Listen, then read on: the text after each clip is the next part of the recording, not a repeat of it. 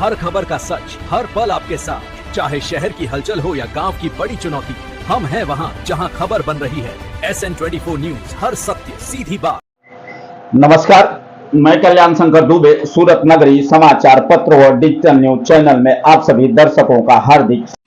हम सारे लोगों को बहुत ज्यादा अध्ययन करना है।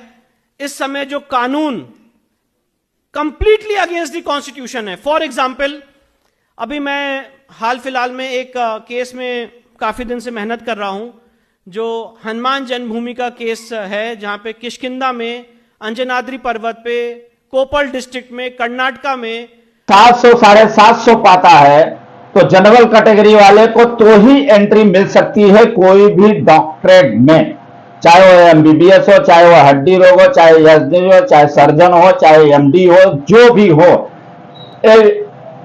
एवरीबॉडी। अब इसमें अभी अभी सिलेक्शन हुआ है, नीट का एग्जाम खत्म हुआ है। अब समझ लीजिए कि 800 में से और 575 पाने वाला आदमी का सिलेक्शन हुआ और 4 नंबर पाने वाले आदमी का भी हड्डी रोग से हड्डी विभाग में उसका सिलेक्शन हुआ। तो इसमें हमारे देश में आखिर एकता कैसे बढ़ेगी? क्या यही एक तरीका है? अब इसमें अगर आप देखिए, अगर दोनों एक ही कॉलेज में लड़के पढ़ते हैं तो क्या वो 575 वाला और खाली 4 नंबर वाला पाने वाला वो असहज नहीं महसूस करेगा? क्या वह गले लगा सकता है? क्या वह बात कर सकता है? ऐसे हर जगह में है। हर डॉक्टरेट में अगर कॉलेज में जाएंगे स्टूडेंट पढ़ने के लिए तो उनको क्या वो ध्येय नजर से नहीं देखेंगे? क्या इसमें समानता आ जाएगी? क्या इसमें जातिवादता खत्म हो जाएगी? क्या इसमें SC ST उसमें मान हो जाएगा? इसी की एवज में मोदी सरकार ने आखिर UGC लाया। यही सब कारण था। इनको मालूम था कि ऐसा होगा तो ऐसा होगा, असहज महसूस करेंगे तो ये कोई करेगा नहीं। और ये UGC कानून के चलते बहुचर्चित बरेली के PCS अधिकारी अलंकार अग्निहोत्री ने इस्तीफा दे दिया। हालांकि अनुशासनहीनता के चलते उनको सस्पेंड भी किया गया और उनको सरकार द्वारा परेशान भी किया गया, उनकी जांच भी कराई गई। लेकिन जो आदमी अगर सत्यता पे चलता है तो वो सत्य ही होता है और आखिरकार उनको मजबूरी में सरकार को छोड़ना पड़ा, क्योंकि वो 2019 के PCS अधिकारी थे और उनका कोई ऐसा बैकग्राउंड भी नहीं था कि जो उन्होंने ऐसा कुछ किया हो जिससे सरकार को, बीजेपी सरकार को वह एकदम बैकफुट पर ले आके खड़े कर दिए। और उन्होंने अभी शिवरात्रि में गए थे, वहां पे कहे कि हम अब बहुत जल्द अपनी एक नई पार्टी बनाएंगे जिसमें उत्तर प्रदेश के बीजेपी के करीब 100 से ज्यादा नेता उनके संपर्क में हैं, जो वह उनके पार्टी में जाना चाहते हैं। हालांकि आने वाले विधानसभा चुनाव में इसका खामियाजा बीजेपी को बहुत भारी पड़ सकता है। कल्याण शंकर दुबे की रिपोर्ट, सूरत नगरी न्यूज, सूरत, गुजरात। मेडिकल कॉलेज में, सरकारी मेडिकल कॉलेज में हड्डी के विभाग में, ऑर्थोपेडिक्स में एक लड़के का सिलेक्शन हुआ है आरक्षित वर्ग का 800 में से 4 नंबर पे। कितने? 4, लगभग 0 मान के चलिए। और वहीं पर एक जनरल कैटेगरी के लड़के का सिलेक्शन हुआ है 585 नंबर पे।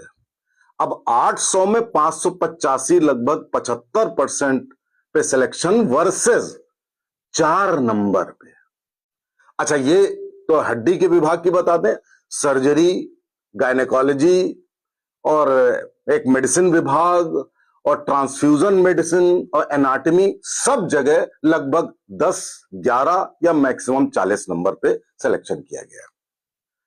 अब इस पर सब लोग सोशल मीडिया पे हाइपवा मचा रहे हैं, लेकिन मेरा ये कतई आशय नहीं है कि जो ये 800 में से 4 नंबर, जो कि किसी भी आप पीपल के पेड़ के नीचे से किसी लौंडे को उठा करके वहां पे एग्जाम दिला दीजिए, उसके भी उससे ज्यादा ही आ जाएंगे।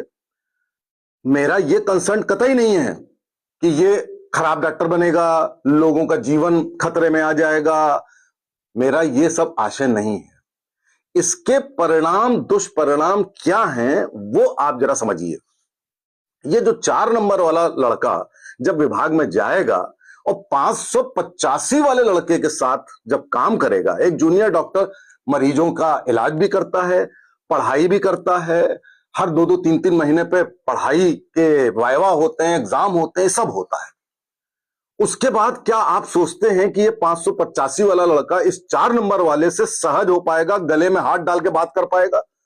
इट इज जस्ट लाइक कि कोई 4 वोट पा करके तो 5.5 लाख वोट पाने वाले के तुलना में कोई 4 वोट पाने वाला प्रधानमंत्री, मुख्यमंत्री, सांसद ये सब बन जाए तो यार कैसा माहौल होगा ये आप बताइए। और 585 पे जिसका सिलेक्शन हुआ है उसमें आप गौर करिए 584 वाले का नहीं हुआ है। जिसके 75% नंबर हैं उसका नहीं हुआ है सिलेक्शन। 4% वाले का, 4 नंबर वाले का, परसेंट नहीं, परसेंट तो 0 मान के चलो। अब ये लड़का जब वहां पे पढ़ेगा तो इसको एक एटमॉस्फेयर नहीं मिलेगा। क्यों मिलेगा, कैसे मिलेगा आप बताइए? कैसे लोग सहज हो जाएंगे उसके लिए? ये एक मनोवैज्ञानिक प्रॉब्लम है। दूसरी बात, ये लड़का जब इसका बौद्धिक स्तर इतना कम है तो ना तो ये इलाज कर पाएगा वहां पे जूनियर डॉक्टर वाला, ना ये कुछ और काम कर पाएगा, तो रोज डांट खाएगा। तब ये कहेगा कि मुझे प्रताड़ना दी जा रही है, मेरा शोषण हो रहा है। इसको वाइवा में नंबर नहीं मिलेंगे तो कहेगा मेरा शोषण हो रहा है। फिर ये रिपोर्ट लिखाएगा SC/ST एक्ट में। उसके बाद अगर इससे 585 वाले लड़के ने ठीक से बात नहीं करी तो ये उसके अगेंस्ट UGC वाली कमेटी में कंप्लेंट कर देगा कि भाई साहब ये मेरे साथ भेदभाव कर रहा है। उसके बाद वो पूरे डिपार्टमेंट का माहौल ही खराब नहीं होगा, बल्कि एक ब्राइट स्टूडेंट का भी कैरियर खत्म हो जाएगा, खराब हो जाएगा। वहां पे जितने प्रोफेसर्स हैं, बड़े बड़े क्लिनिशियंस हैं, उनके लिए एक बहुत बड़ी सरदर्दी हो जाएगी। आप जरा सोचिए, जो 584 से लेकर 4 नंबर के बीच में लाखों लोग हैं, वो क्या इस लड़के से ईर्ष्या नहीं करेंगे? वो जरूर करेंगे, और करना चाहिए भी। क्यों नहीं करेंगे भाई? 584 वाला बाहर बैठा हुआ है। तो आप ये क्या कर रहे हैं? आप सामाजिक सौहार्द बिल्कुल विषाक्त करे दे रहे हैं। और सबसे बड़ी बात है कि आप जो सामाजिक विषमता क्रिएट कर रहे हैं उसमें इस लड़के के प्रति अन्याय कर रहे हैं, क्योंकि इसको सम्मान कभी नहीं मिलेगा, ये कभी डॉक्टर नहीं अच्छा बन पाएगा, इसके अपनी कम्युनिटी के लोग इससे इलाज नहीं कराएंगे, ना इसके अंदर कोई गुणवत्ता कौशल होगा। उसके बाद इसके अंदर जो कुंठा विकसित होगी, उस कुंठा में क्या इसका जीवन सही होगा या इसके परिवार का जीवन सही होगा? मैं ये प्रश्न पूछता हूं कि क्या तो ये राजनेता, ये बात केवल अच्छे डॉक्टर इलाज की नहीं है, राजनेता जो इस देश का बेड़ा गर्क कर रहे हैं, ऐसे बच्चों का, इन 4 नंबर वाले के लिए मैं कह रहा हूं, 585 वाले के नहीं, वो तो किसी ना किसी तरह अपना बेड़ा पार कर लेगा। इसका जीवन और इसके समुदाय का जीवन जो नर्क कर रहे हैं जो ये राजनेता, इन राजनेताओं को सबक मिलना चाहिए कि आप इस तरह देश का विनाश नहीं कर सकते। हर खबर का सच हर पल आपके साथ, चाहे शहर की हलचल हो या गांव की